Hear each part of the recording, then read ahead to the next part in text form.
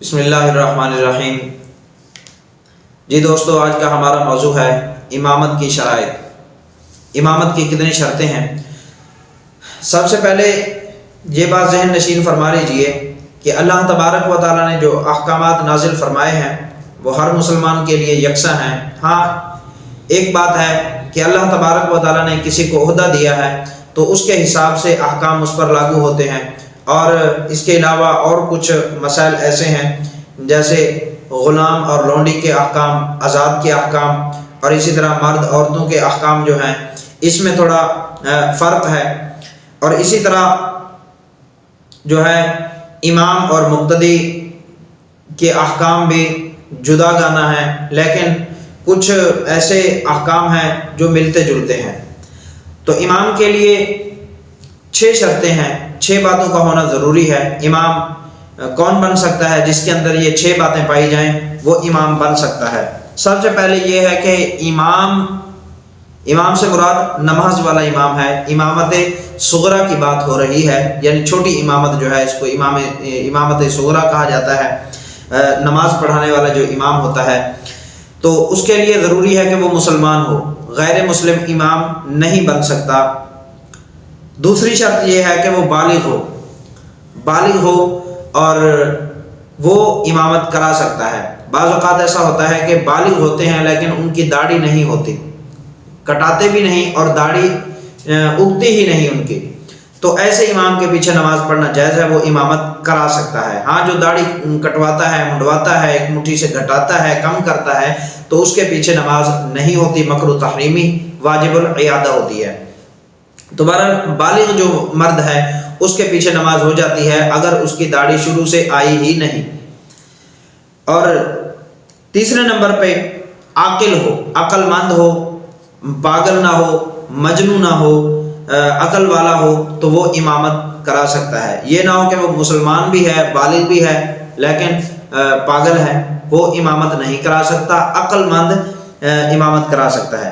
چوتھے نمبر پر یہ ہے کہ مرد امام جو ہے وہ مرد ہو، عورت امامت نہیں کرا سکتی، مردوں کی امامت عورت نہیں کرا سکتی، تو امام مرد ہی بن سکتا ہے۔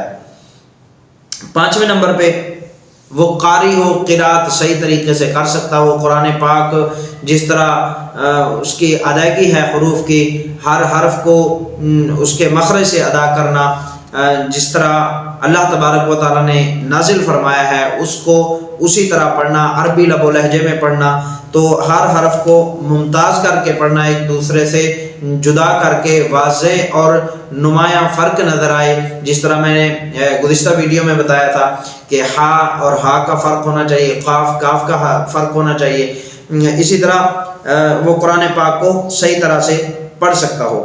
6 نمبر پہ فرمایا معذور نہ ہو۔ معذور سے مراد یہ ہے کہ اتنا معذور ہے کہ اس کا وضو جو ہے وہ نہیں رکتا، یعنی نماز پڑھانے آتا ہے یا نماز پڑھنا شروع کرتا ہے تو اس کا وضو ٹوٹ جاتا ہے۔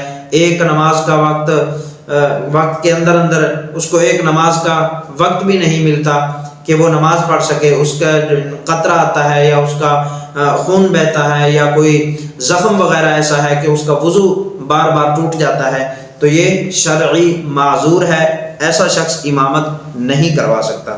تو اللہ تبارک و تعالی ہمیں سمجھ کی توفیق عطا فرمائے۔ تو حضرات محترم، ہم جو ہے یہ جیسے میں نے پہلے بات کی داڑھی والی کہ داڑھی کٹانے والا امامت نہیں کرا سکتا، یہ صرف امام کے لیے ہی پابندی نہیں کہ امام داڑھی کٹائے گا تو گناہ گار ہوگا، اس کے علاوہ باقی لوگ جو ہیں وہ بھی داڑھی کٹائیں گے تو ان کو بھی گناہ ہوگا، ان کے لیے بھی جائز نہیں کہ وہ داڑھی کٹائیں۔ اور اسی طرح فاسق مولن جو ہے اعلانیہ گناہ کرنے والا، وہ امام نہیں بن سکتا، اور اعلانیہ یا چھپ کر گناہ کرنا کسی کے لیے بھی جائز نہیں۔ ہر مسلمان کے لیے فرض ہے کہ وہ گناہ سے بچے۔ اور اسی طرح چغلی کرنے والا جو ہے وہ بھی امام نہیں بن سکتا، اس کے پیچھے بھی نماز مکروہ تحریمی واجب الاعادہ ہے۔ تو یہ صرف امام کے لیے ہی نہیں، چغل خوری سے منع کیا گیا، صرف امام کو ہی نہیں منع کیا گیا بلکہ ہر مسلمان کو منع کیا گیا ہے کہ وہ چغلی نہ کرے، چغل خوری سے وہ بچتا رہے۔ اللہ تعالی ہمیں عمل کی توفیق عطا فرمائے۔